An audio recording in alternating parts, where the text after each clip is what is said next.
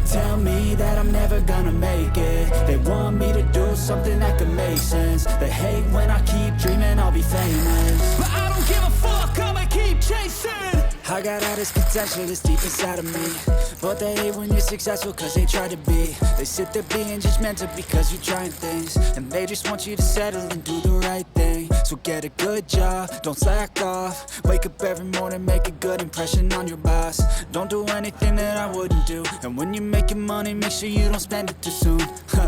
Fuck that, I'll do what I wanna do. I got a different path from everyone, and that includes you. Who are you to tell me how to live life? In these times it feels like nobody is right, yeah. So I'ma figure out what else we succeed, and then invest all of my time into that and proceed.